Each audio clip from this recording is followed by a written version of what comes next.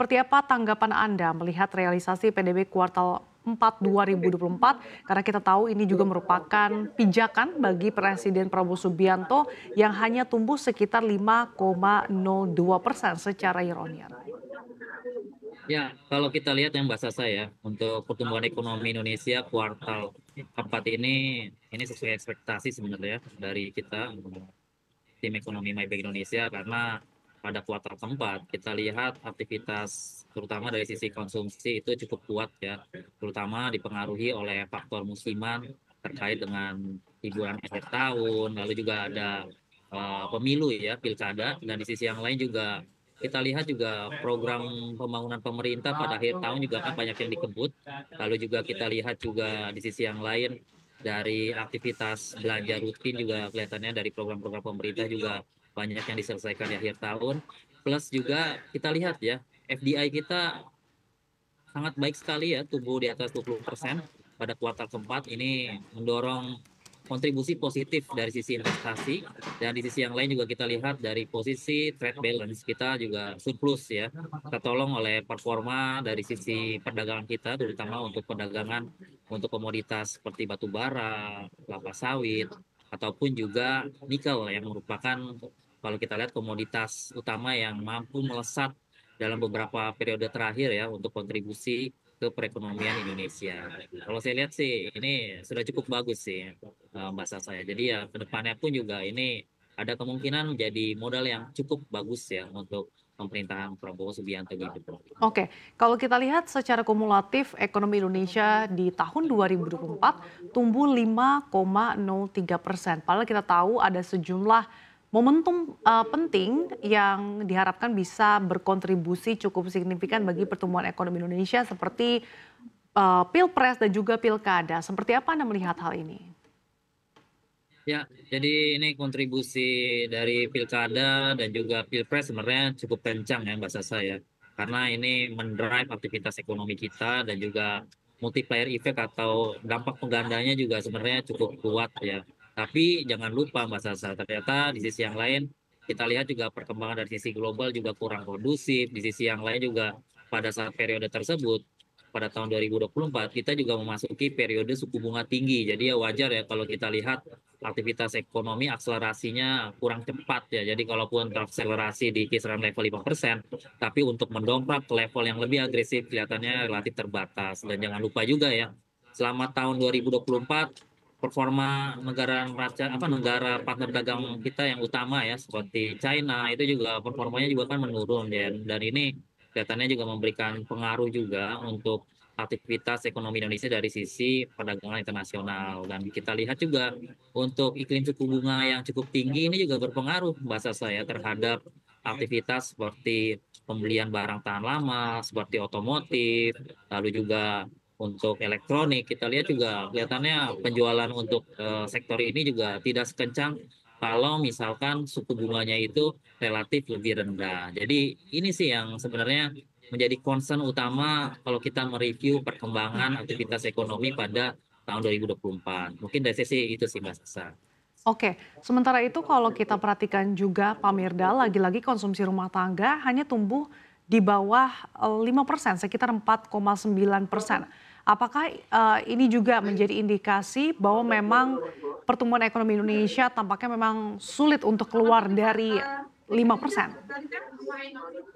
Ya, kalau kita lihat memang untuk konsumsi rumah tangga sebenarnya dari sisi domestik ya, sudah all out sih. Pemerintah juga sudah memberikan berbagai program bantuan sosial. Kita lihat juga insentif fiskal juga cukup banyak lah ditawarkan oleh pemerintah. Tapi jangan lupa, iklim suku bunga tinggi plus juga dari sisi aktivitas internasional, kita lihat harga komoditas andalan kita seperti kelapa sawit ataupun batu bara itu tidak mengalami kenaikan yang drastis.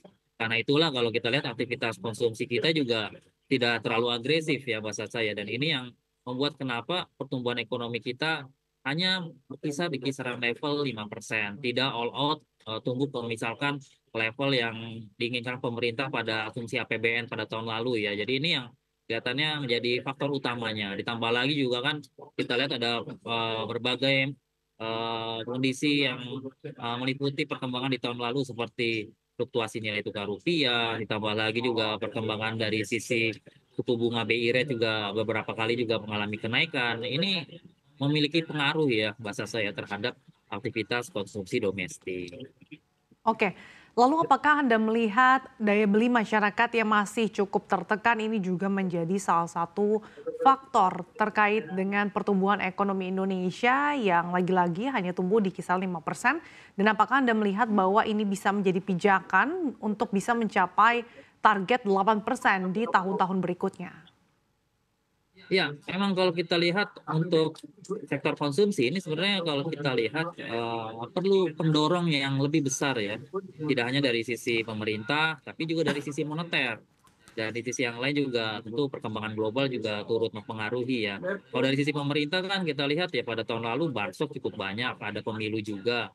Untuk tahun ini kita lihat pemerintah ini memiliki fokus ya untuk program-program yang kemungkinan akan memberikan pendorong yang sangat agresif untuk mendorong ekonomi kita bisa melesat tinggi di atas level 5%. Kita tidak hanya berbicara soal 8% ya, tapi juga kita bisa lihat progres menuju 8% itu akan seperti apa. Kalau kita lihat sih apa yang dilakukan oleh pemerintah sudah on track ya saat ini ya. Kita lihat pada akhir tahun lalu pemerintah mengumumkan mengenai kenaikan UMP 6,5%, lalu juga gaji guru dinaikkan, baik itu guru untuk status PNS ataupun juga guru untuk swasta ya. Dan ditambah lagi juga pada awal tahun juga kita mendapatkan banyak berkah ya, entah penundaan terkait dengan tarif PPN untuk kelompok barang-barang konsumsi yang biasa dikonsumsi oleh masyarakat. Kalaupun ada kenaikan PPN juga hanya untuk barang-barang berkategori mewah, ditambah lagi juga ada diskon listrik, plus juga anggaran yang sangat fokus untuk mendorong sektor konsumsi, yaitu program makan bergizi gratis. Budgetnya pun ditambah kalau kita lihat efisiensi ataupun juga alokasi shifting budget dari yang sebelumnya dipandang oleh pemerintah tidak efektif menjadi lebih efisien ataupun lebih dapat mendongkrak aktivitas ekonomi ini sudah dilakukan. Budget untuk makan bergizi gratis pun juga kemungkinan akan ditambah sekitar 100 triliun rupiah dan alokasi budget untuk efisiensi dari sisi pemerintah untuk didorong ke sektor yang lebih produktif itu juga kalau kita lihat budgetnya cukup besar ya, yaitu sekitar 306,7 triliun rupiah. Jadi ini bisa menjadi modal bagi pemerintahan Prabowo Subianto untuk mendorong aktivitas ekonomi Indonesia lebih agresif. Dan jangan lupa pemerintah juga sangat fokus pada program yang namanya hilirisasi. Hilirisasi tidak hanya terfokus pada hilirisasi sumber daya alam ya, tapi juga kalau kita lihat hilirisasi pada sektor-sektor yang memang bisa dapat diolah, entah itu hilirisasi di sektor maritim, perkebunan. Jadi tidak hanya terbatas dari sisi mineral ataupun juga sektor yang memang biasa dilakukan oleh pemerintah. Dan ditambah lagi juga ke depannya juga pemerintah ingin ada kemandirian energi dan juga kemandirian pangan ini yang tentunya bisa menjadi modal optimisme supaya ekonomi kita bisa mendongkrak ke level 8%. Plus juga kita juga mendapatkan dukungan dari sisi moneter ya, dengan perkembangan inflasi kemarin yang begitu rendah, hanya di level 0,76% secara year on year. Kita lihat ini tentunya bisa membuka ruang lagi bagi BI untuk mendukung aktivitas ekonomi masyarakat. Dengan cara apa? Tentunya yang paling simpel adalah dengan melakukan kebijakan penurunan BI rate secara agresif. Jadi kita harapkan ada front loading untuk penurunan suku bunga dan ini diharapkan bisa menurunkan biaya berhutang, menurunkan juga cicilan-cicilan masyarakat yang memiliki hutang, dan dengan kata lain ini bisa mendongkrak sisi konsumsi rumah tangga. Pada akhirnya ya ekonomi bisa tumbuh lebih agresif dari kisaran level saat ini, terlepas dari faktor global yang membayangi resiko pertumbuhan ekonomi Indonesia. Mungkin